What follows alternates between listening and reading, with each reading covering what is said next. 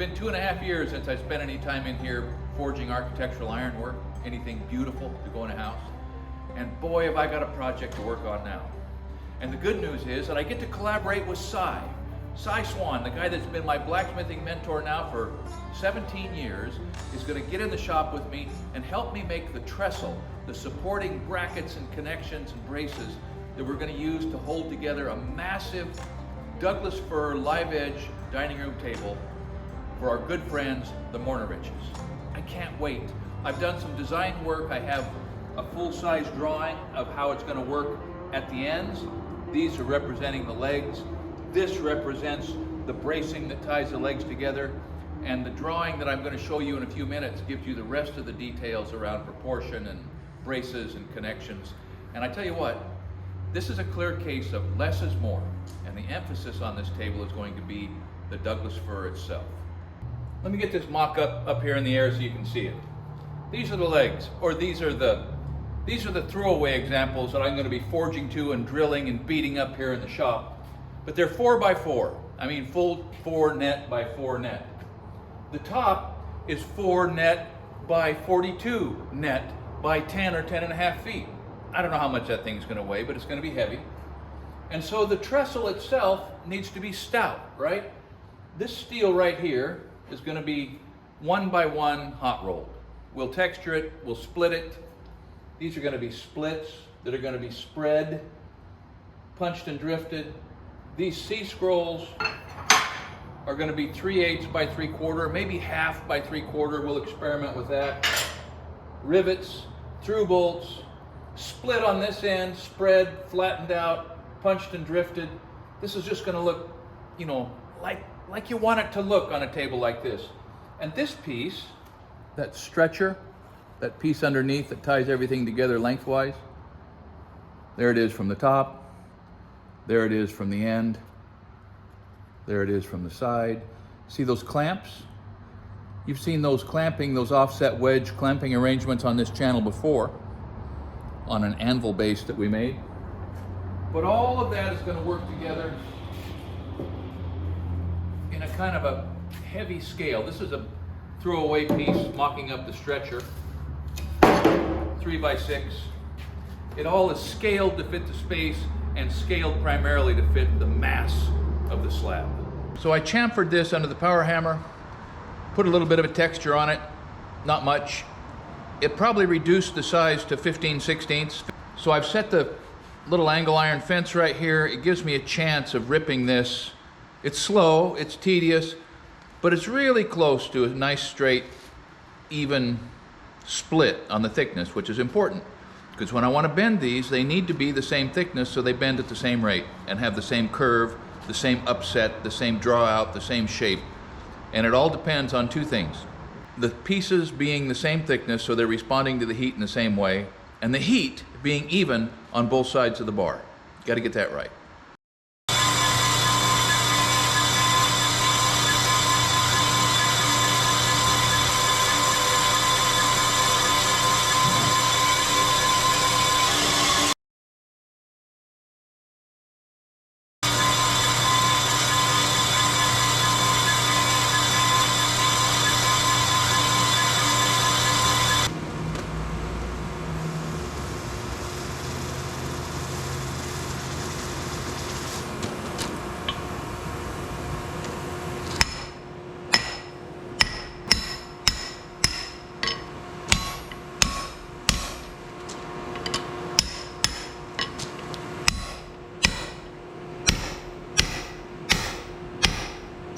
So I made this thing the other day. I think this is a Brian Brazil innovation.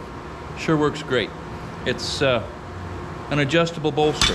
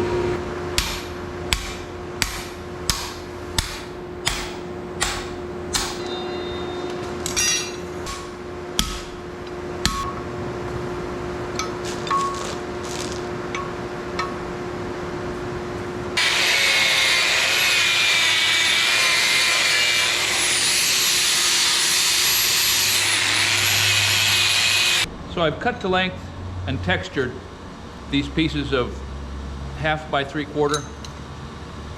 Set up a scrolling jig, which I'll show you in a minute. But the first thing I'm doing is drilling a 1/4 inch hole equidistant from the ends and the distance in between, you know, to blacksmith tolerances. And then I'm going to drift them to 1/2 inch. I'm going to go from 1/4 to 1/2 inch and then put them in the scrolling jig. So I neglected to show you texturing, chamfering the corners, rounding the ends, and then carefully marking the length and center punching the right distance from the end and the right distance apart on these pieces of 3/4 by 1/2. They're going to be the scrolls that brace the standoffs that hold that center stretcher. I'm being as accurate as I can for a blacksmith, which probably in real terms means, you know, anywhere from plus or minus 1/8 of an inch to plus or minus, what, 40 or 50 thousandths, 60 thousandths, 1/16 of an inch. I don't know how you get any closer than that outside of a machine shop, but we're just doing the best we can because we're connecting to wood. And the fact that we're connecting to a one-off piece of wood, a massive wooden table, means there's some variability allowed in the iron components, for which I'm thankful. I've got one end of these things drifted. I drifted it from, I think, 3/16 out to full 1/2 inch through a piece of 3/4 by 1/2. Okay, only a blacksmith can do that. But on something that size, it's real easy to get the hole to drift out too far one way or the other, and it's kind of tricky to keep it centered. There were about 3 of these that I had to fight by chilling the thin side in order to push the drift out the thick side. And then leave the drift in the hole to kind of true it up and straighten it. You may get a chance to see that happen as I work through this other side, but these all look pretty well centered, so we will see how it goes.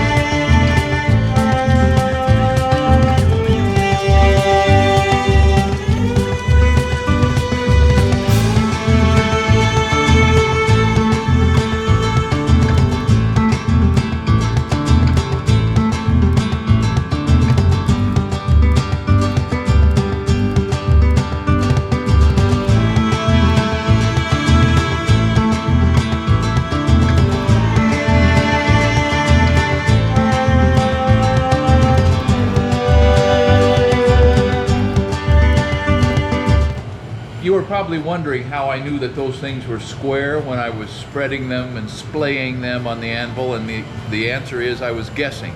But I put together a little jig right here that's going to make sure that they are absolutely square.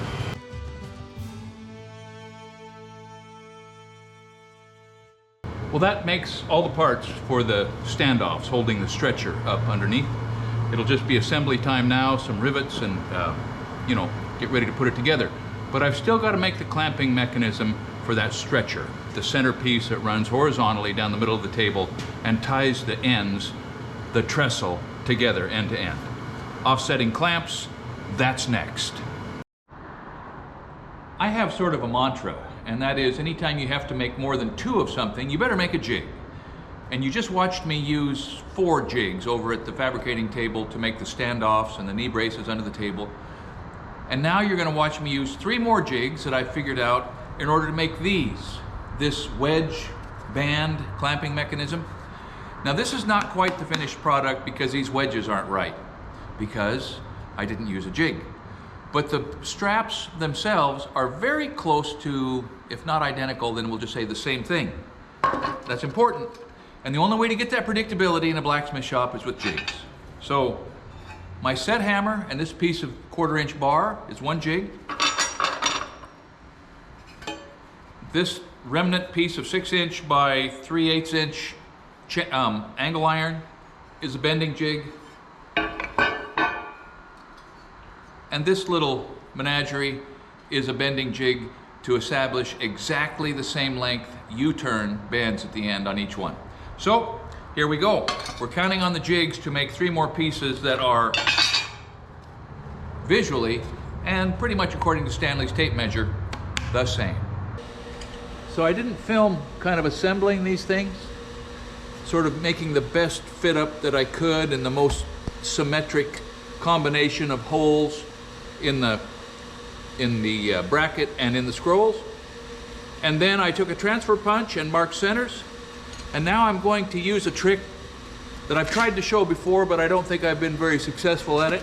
And that is, you can drill holes that are not perfectly offset on a piece by running your drill press down into whatever supports the bottom of the piece and putting a little centering dowel in there, so that after you've drilled the indexing holes where they need to be on the 2 sides,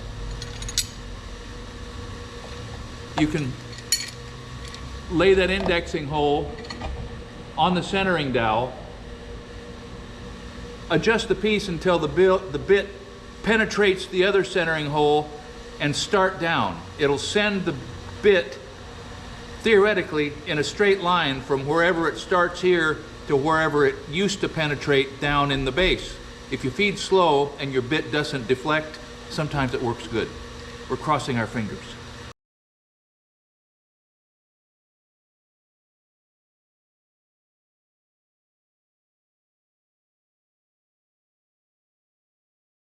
So it's good to have Cy in the shop. He's gonna use my new little adjustable bolster here. What do you think of that gizmo, Cy? I think it's pretty cool. You don't have to make one. Yep. He'll make a few adjustments to tune it into his shop. But I'm gonna feed him the material. He's gonna drift, and we're gonna try to get the last few pieces on this table project ready to install.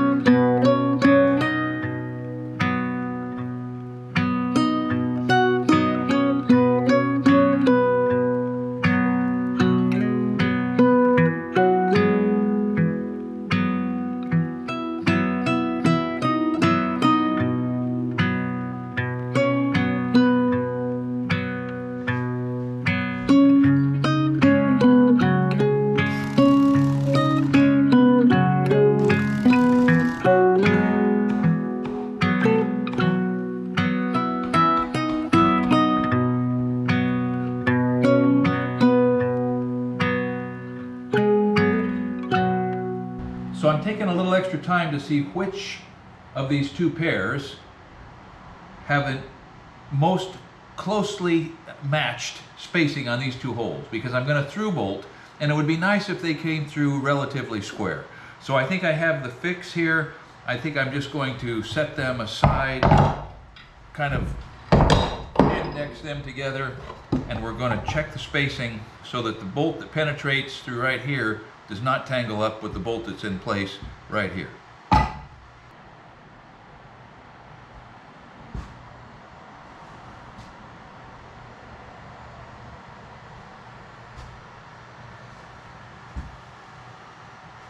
What we have here is a moment of truth. I didn't film attaching these little offsets to the post because the tension was just too much to manage. But anyhow, we've committed ourselves to the attachment points, we've committed ourselves to drilling the holes through the stretcher, and this is all just template wood, right? This is not the finished product. And now we're going to run these bolts through the offsets and see if the thing stands up. I'm using 7/16 through bolts. It's 1/2 inch holes in the iron, 1/2 inch holes in the wood.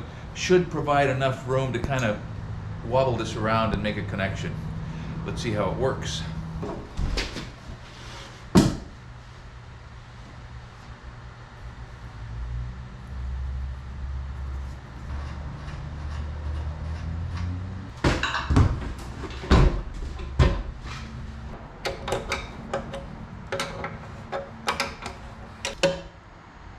Pretty good. Wow. That's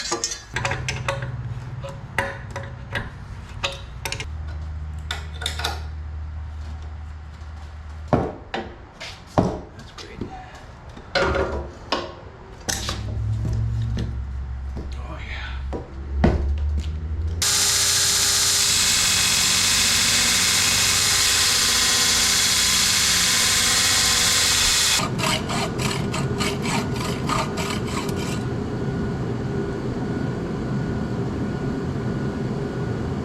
Half an inch.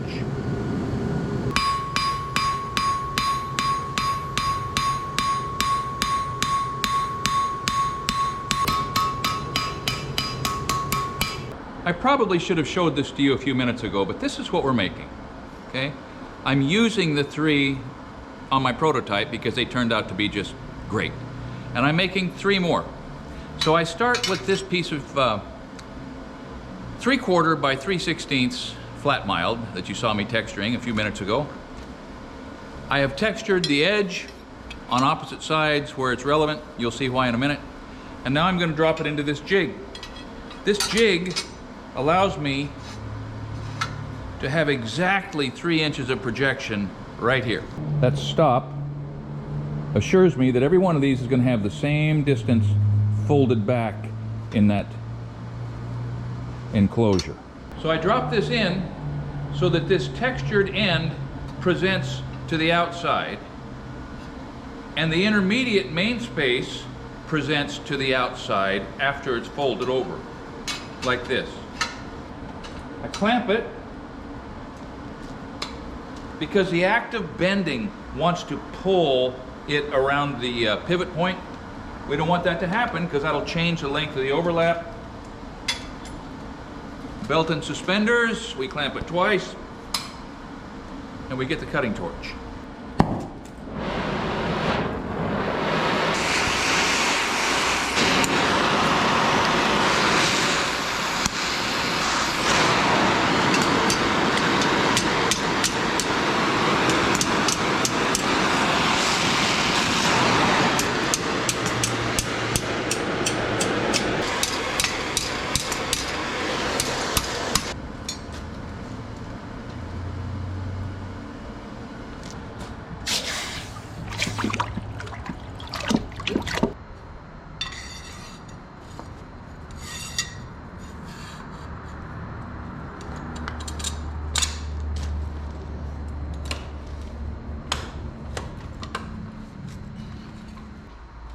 This is a set hammer. This is a 6-pound hammer with a rounding face and a flat face, and I sometimes get them confused. This hammer was given to me by Ken Jordan a couple months ago because I lost my other 6-pounder, and I just love it.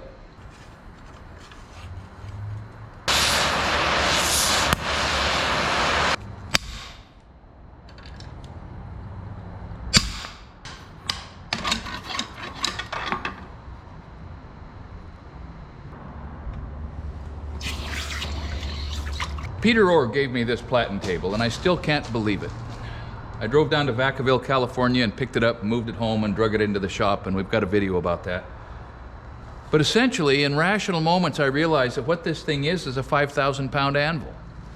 And at a moment like this, I can pull a chair up to it. I've got a center punch for drilling on these.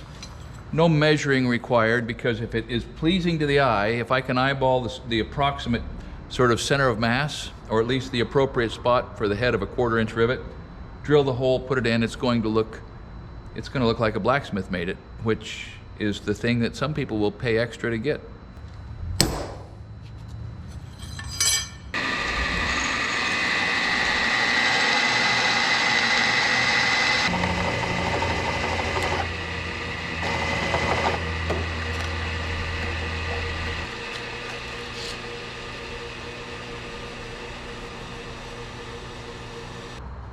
So the holes make it possible to put a rivet in that little joggled flat spot.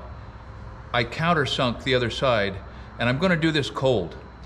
You can ordinarily head and set and deal with 1/4-inch rivets cold if you want to, although sometimes you want heat just for the appearance. But I've got a nice little header here to receive that round head without marring it. So I set it in the header, and the act of hammering down that cut end cold into that countersunk hole will close and clamp and secure the whole connection.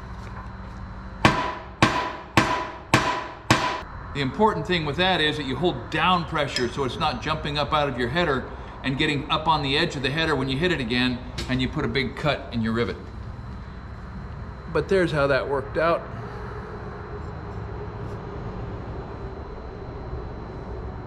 We're down to the last forging operation, or bending operation, and it is that I need to bend these around that block, just like that. So to make sure that the two legs end up being the same size, I've got a center mark on here with a little cut right there, and I've marked these as carefully as a blacksmith can with soapstone or blue streak,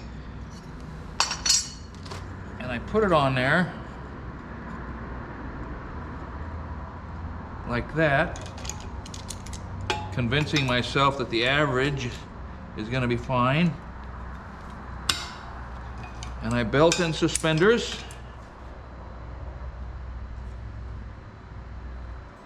And I go get the cutting torch. Well, it's been a pleasure to get back into the blacksmith shop. It's a pleasure to walk up to the anvil and create a new shape out of hot iron. In the next video, you're going to get to see this ironwork attached to clear vertical grain fur to make a beautiful, I think really beautiful, dining room table for my friends. I hope that you stay tuned for that one. Thanks for watching Essential Craftsman, and keep up the good work.